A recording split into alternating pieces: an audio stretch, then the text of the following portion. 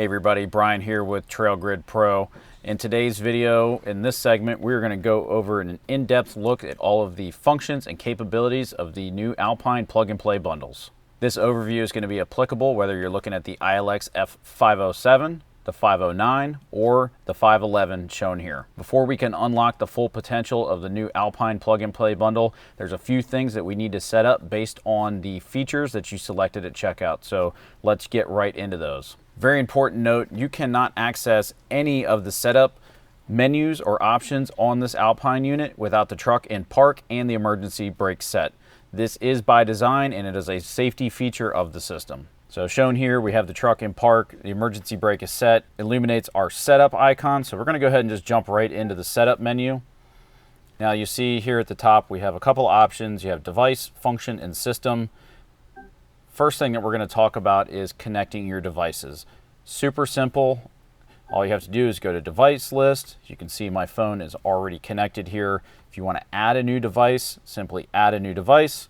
Find it in the Bluetooth settings on your phone. Pair the two objects, allow CarPlay, and you're off to the races.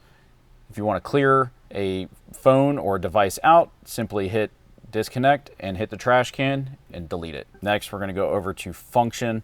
This is where we get the full list of all of our options. So you can see Apple CarPlay, Android Auto, your radio, Sirius XM, USB, iPod, your auxiliary HDMI connections, phone, Bluetooth, all sorts of stuff, factory audio, dash cam, and camera. These are definitely going to be important if you've just installed the system. So we're going to jump into camera first and I'm going to show you why. So inside the camera menu, you actually have to turn on your reverse camera. So simply hit the little toggle to turn it on. You can see you have a couple of options for camera format. We're going to leave ours in NTSC.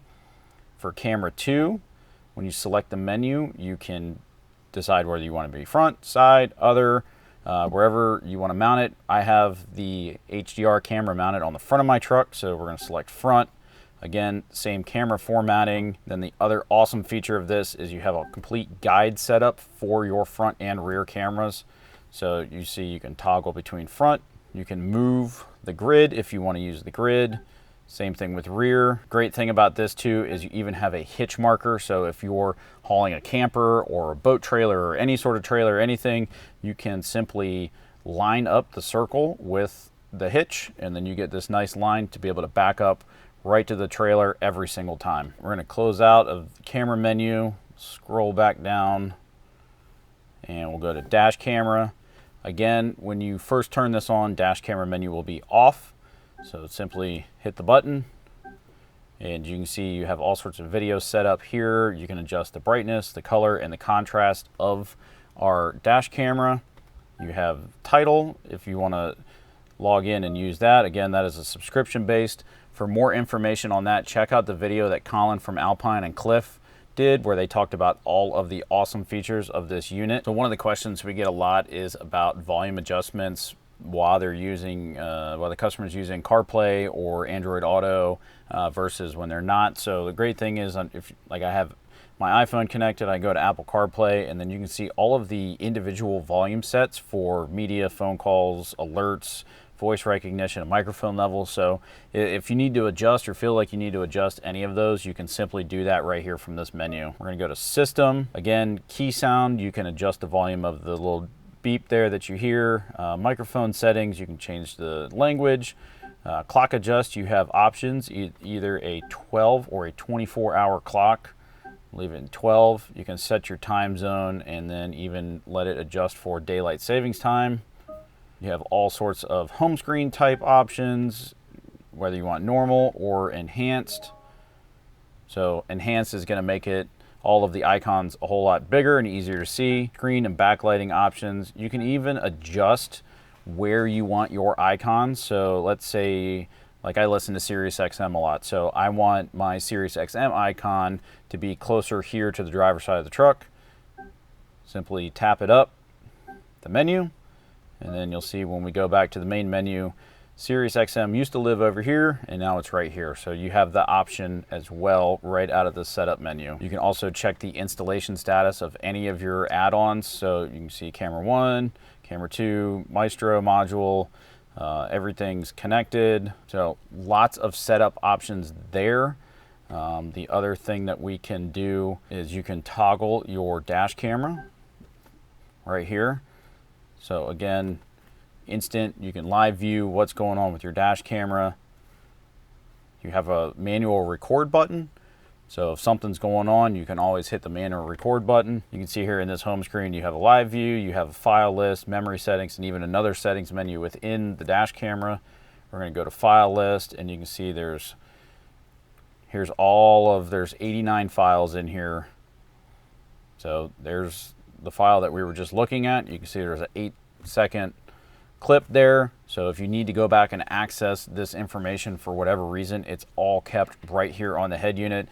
There's no aftermarket app that you need to download or anything else. You can simply just pull it up and view it right off the screen, which is like so convenient that you don't have to take a chip out and go to your other computer and all of that. The other great thing about the cameras on this truck is right here, there is a camera icon, and with just one tap, there's the front camera.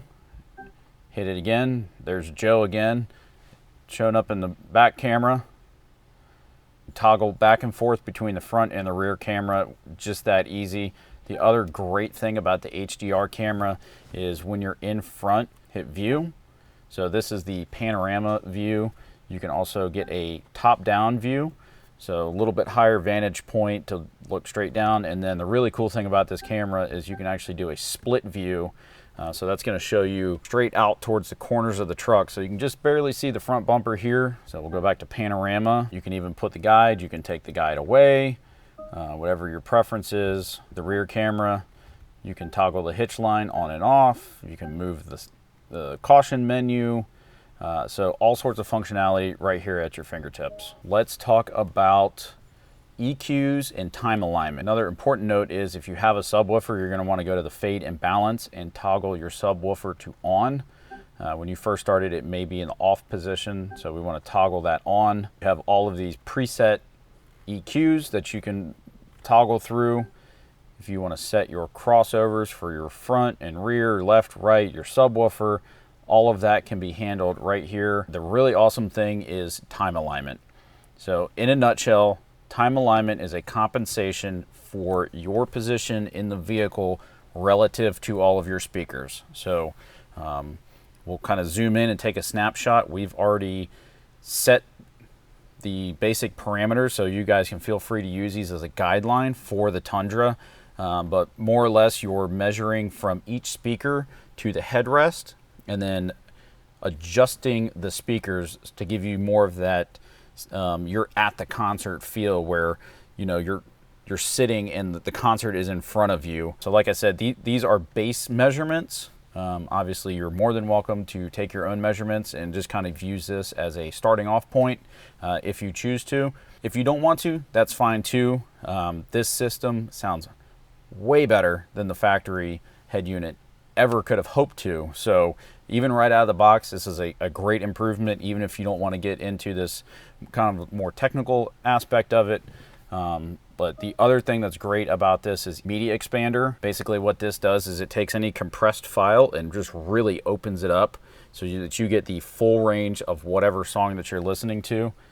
And you can see that there are 3 levels of that. There's also a bass engine SQ. So again, you can toggle through these. You'll notice how the sound changes, and then there's even adjustment within each setting. So that's another great just setting that's right at your fingertips. So all sorts of adjustability that makes this really easy to tune it in to your specific listening preference. One of the main reasons for getting this upgrade is because of Apple CarPlay or Android Auto. This unit will support both wired or wireless Apple CarPlay and Android Auto. And then again, the great thing about this is you can adjust the Apple CarPlay menu however you see fit by simply dragging icons on your phone. So on my phone, we're going to go to the settings menu. We're going to go to general, we're going to go to CarPlay, we're going to find the head unit, and then we go to customize. And it's literally this easy, guys. 3 little lines on the side. Grab phone. No, I don't want it there. I want it after Waze. Boop. real time. You can move icons anywhere you want. Obviously the first 4 are the first row, 5 through 8. You have multiple screens, so set these up however you want, change the background, really make this your own. Another great feature that I really like about this unit is right here, there's like a little map icon with a little pin drop. So it doesn't matter where you are in any of the menus or any of the settings. If you just hit the map, it instantly takes you right to, in this case, Google Maps. So if you're changing songs or doing something else and you forget where you're going, with one touch of a button, you're right back on your map and on your way to your destination. You also have volume controls. There is the option to add the Bluetooth volume and bass controller, which I don't have installed here, but that is an option. So if you're a person that likes knobs for your volume control, that is an option that you can add on that works independently of the head unit itself and connects completely wirelessly. So that's a great option because you can literally mount that thing. You can mount it to the screen, you can mount it over here, you can mount it wherever you would like. So again, Alpine's pretty much thought of everything with this setup, and there's so many things that we can add onto this to make it more user-friendly, more intuitive, add more technology. For all of those additional add-ons, please go check out the video that Colin and Cliff did. They talk about all of the items that you can add to our plug-and-play bundle to make this the best infotainment system for your Toyota Tundra. All right, so I've talked about a lot of things, a lot of features, a lot of settings, a lot of setup stuff. What we really want to know is how did we install it? So we're gonna go ahead and drop the link up here in the top of the screen and down in the description. So if you want to see exactly how we installed from start to finish this ILX F511, go ahead and check out the video. If you've seen enough and you're ready to pick one up for yourself, head over to the shop at www.trailgridpro.com. And like always, have a blast out there.